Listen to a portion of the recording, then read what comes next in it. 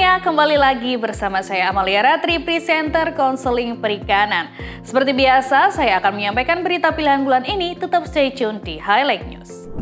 Kementerian Kelautan dan Perikanan bekerja sama dengan Kementerian Luar Negeri memberikan pelatihan kepada negara-negara Pasifik terkait implementasi Melanesian Spearhead Group atau MSG, Roadmap on Inshore Fisheries Management and Sustainable Development 2015 until 2024. Pelatihan ini merupakan bentuk peran dan kontribusi Indonesia dalam memajukan perikanan di kawasan Asia Pasifik. Pada 28 November hingga 2 Desember 2022, KKP melalui Badan Riset dan Sumber Daya Manusia Kelautan dan Perikanan atau BRSDMKP bekerja sama dengan Kementerian Luar Negeri menyelenggarakan Fisheries Training for MSG to support the implementation of MSG Roadmap for Inshore Fisheries Management and Sustainable Development 2015 until 2024.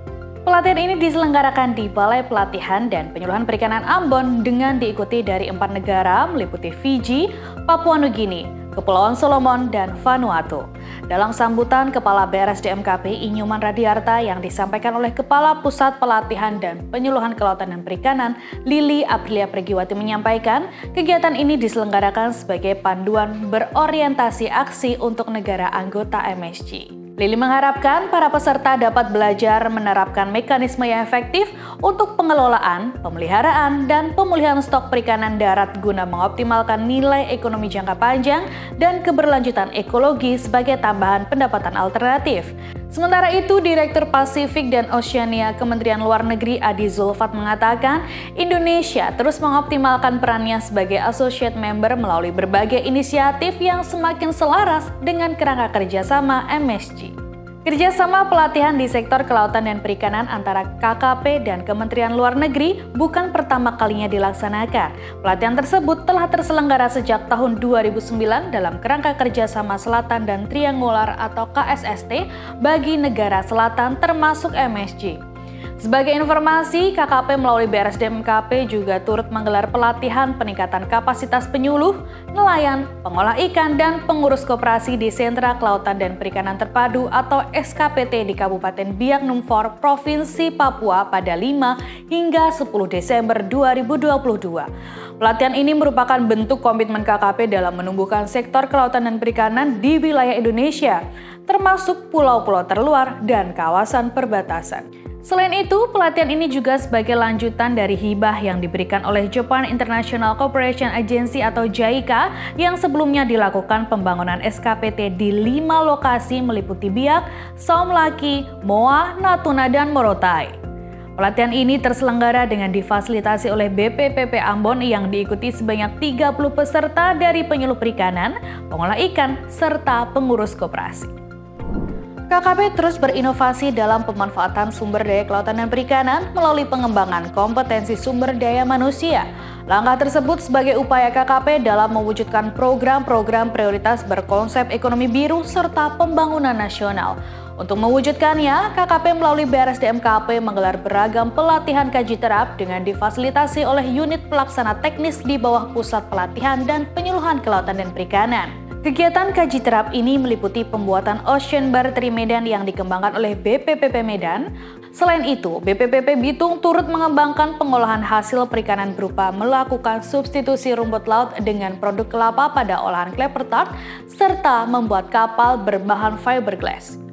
Dalam hal ini, BPPP Ambon juga tengah mengembangkan pendederan lobster jenis Panulirius sp pada akuarium dengan sistem Recirculating Aquaculture System atau RAS serta peningkatan nilai tambah kulit ikan dan rumput laut.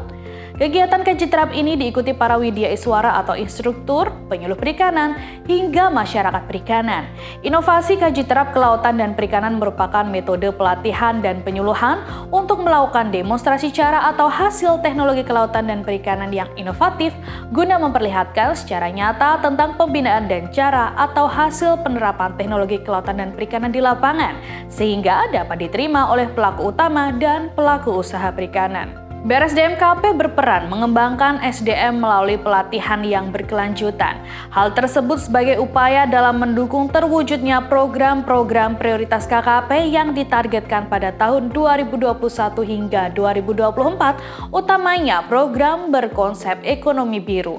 Tidak hanya mempersiapkan pelaku utama dan pelaku usaha saja, namun untuk lebih meningkatkan mutu, efisiensi, dan efektivitas penyelenggaraan pelatihan, salah satu strategi yang dicapai adalah dengan meningkatkan profesionalisme para widyaiswara atau instruktur secara terus-menerus. Konsep kaji terap yaitu untuk mengidentifikasi dan menginventarisasi pelatihan atau pendampingan penyuluhan kepada publik. BRSDMKP tengah mengembangkan program Smart Fisheries Village di Desa Panembangan, Kecamatan Cilongok, Kabupaten Banyumas, Jawa Tengah sebagai bentuk dukungan BRSDMKP dalam mewujudkan program prioritas KKP, utamanya dalam pengembangan kampung perikanan budidaya. Smart Fisheries Village merupakan konsep pembangunan desa berbasis teknologi informasi, keberlanjutan, dan peningkatan ekonomi yang nantinya menjadi desa perikanan pintar. Desa Panembangan dipilih menjadi pilot project lantaran potensinya yang cukup melimpah, yakni kawasan Minapadi seluas 25 hektar.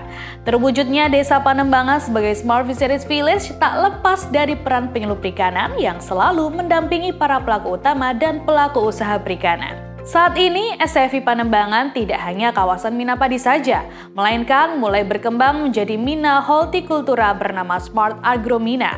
Mina Hortikultura ini memanfaatkan lahan seluas 2.800 meter persegi yang diberikan oleh Desa Panembangan sebagai lokasi percontohan penyuluhan bagi masyarakat di Desa Panembangan. Lahan seluas 2.800 hektar ini terbagi menjadi 17 petak yang terdiri dari kolam ikan nila merah, mina bawang merah, mina cabai, kolam ikan koi, mina cabai keriting, mina timun, kolam ikan nila hitam, kolam ikan gurame, dan mina kacang panjang, serta mina tomat. Smart Agromina yang semula hanya lahan yang belum termanfaatkan, berkat kerja keras penyuluh perikanan Kabupaten Banyumas, kini sudah menghasilkan produk hortikultur dengan hasil yang berkualitas. Panen perdana hasil dari Mina Hortikultura berupa kacang panjang, timun, dan juga tomat. Hasil dari panen tersebut langsung terjual ke pengunjung dan juga didistribusikan ke pasar ikan Panembangan yang merupakan fasilitas dari SFV Panembangan. Saat ini, proses panen di Smart Agromina masih berlangsung 2 hari sekali. Tak hanya itu, beberapa fasilitas lain seperti gazebo, gerai UMKM, dan menara pandang sudah mulai disempurnakan. Berkembangnya fasilitas yang ada di SFV Panembangan ini merupakan bentuk keseriusan BRSDMKP dalam mewujudkan Smart Fisheries Village serta peran penyuluh perikanan Kabupaten Banyumas yang mendampingi berkembangnya Smart Fisheries Village. Menyambut momen pergantian tahun, tentu identik dengan menghabiskan waktu bersama keluarga, sahabat, atau orang terdekat sembari menikmati santapan makanan favorit.